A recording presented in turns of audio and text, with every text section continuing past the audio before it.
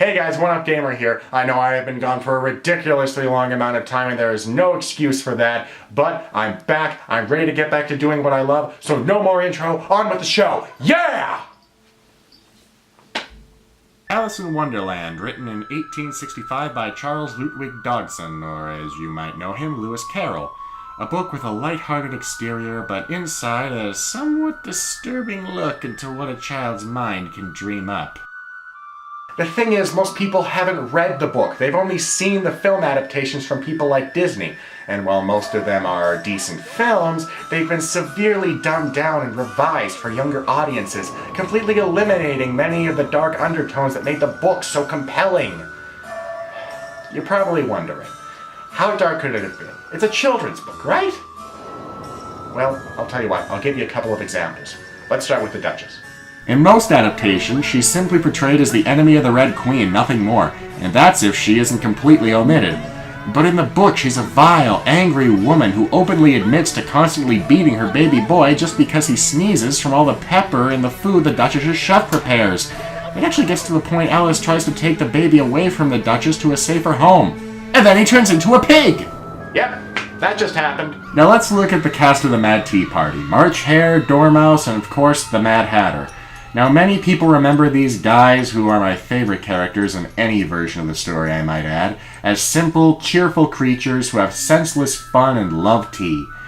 And of course, they're completely insane, but that goes without saying. But did you ever stop to wonder why they went mad? In the book, it's explained that the reason the Hatter and his friends went insane is because they were tortured and nearly killed by the Red Queen for messing up the singing of Twinkle Twinkle Little Star at a talent show she held. Yes, I'm serious! And to rub salt in the wound, the Red Queen also made it that time never moves forward where the Hatter and his friends live. The clocks are always stuck on one time. Tea time! An endless tea party.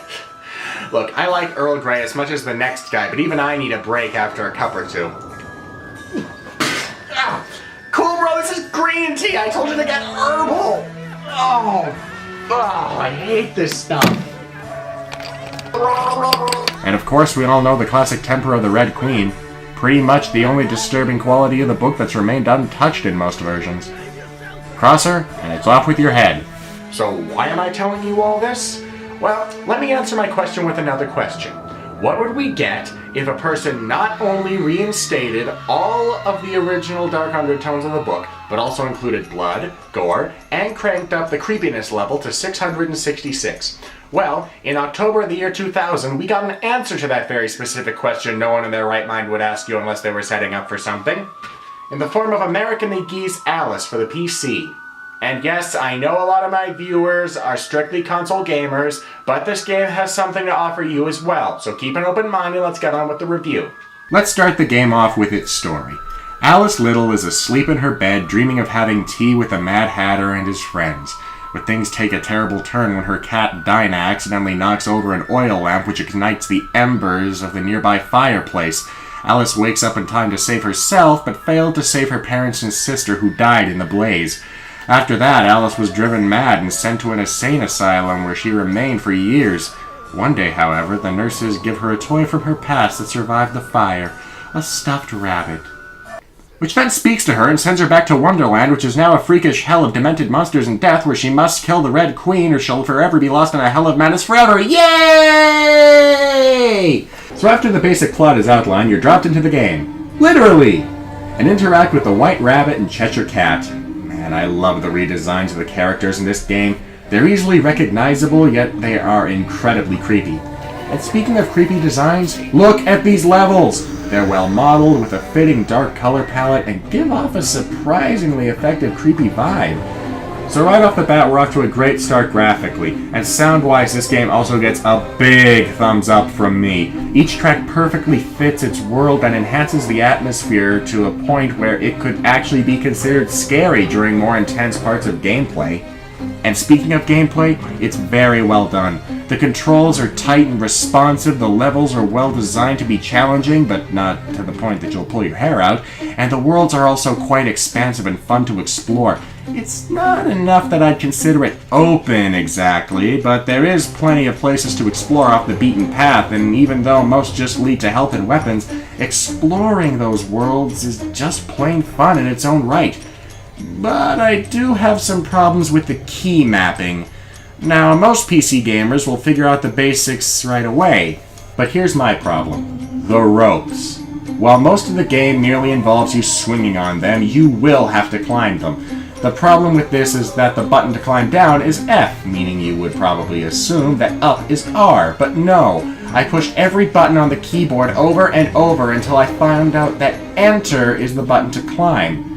This is the last button I would have expected it to be, and it confused the heck out of me. And I'm not the only one! Dozens of forum posts I've read involve people asking what button it is. Heck, people patched versions of the game so the button was switched to the right mouse button. But once I figured it out, I soon forgot about the frustration and went back to killing cards. Whee! And that's because this game follows something I like to call the running into a wall over and over and over again principle. It works like this. When you're running into a wall, it's slightly painful and annoying, much like when you get stuck in or die multiple times in a video game. But when you're running toward the wall, you oddly enough have a little bit of fun because you're doing something so stupid. So, if you do it over and over and over again, then you have so much fun you forget about the great amount of pain. Allow me to demonstrate.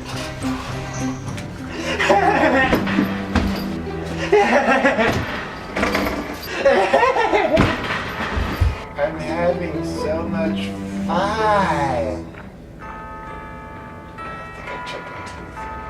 Which reminds me, be ready to die. This game is not easy. It's not as hard as games like Ghosts and Goblins, of course, but it'll certainly give you a good kick in the teeth if you get too cocky. Which brings me to my final mention, the combat.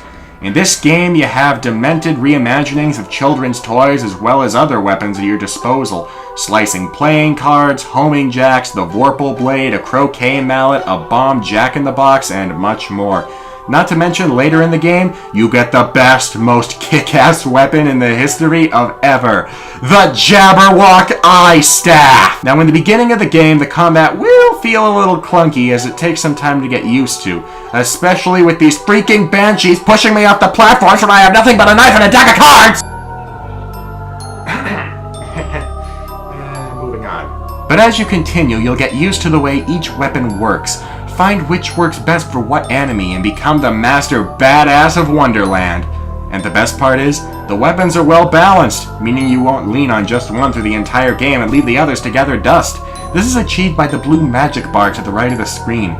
Each weapon, except your standard knife, uses magic. Stronger ones use a ton of it, so you will need to learn how to use the other weapons on your knife for when magic is low. But you still need the stronger weapons for stronger enemies, which is why when you defeat enemies, they drop meta essence. It's a mix of magic and health and will replenish both to a degree whenever you find some. Now, this might sound a bit too easy because all enemies give someone dead, but trust me, these enemies pack a wallop, and these small cubes of meta essence are just there to level the playing field. So overall, would I recommend this game? Heck yeah, I would! The gameplay and controls are tight, the characters are great, the story is actually really deep once you get into it, and overall it's just a fantastic game. Oh, and for you console gamers out there who want to give this game a try, this game is available as an add-on for its sequel, Madness Returns, so go pick up a copy and download the add-on. Then when you're done with this fantastic adventure, try the sequel. Oh, and that reminds me, if you guys want me to review Madness Returns, leave a comment down below. I love to hear your input. Anyway guys, I gotta go. I am going on vacation to Florida in a couple hours here, and I'm actually going to be editing most of this on the plane, so I gotta go. Happy Halloween! Happy Halloween, Halloween from the Oneupgamer show. Halloween, Halloween, oh yeah. Halloween, Halloween. Halloween. Oh God, we need girlfriends.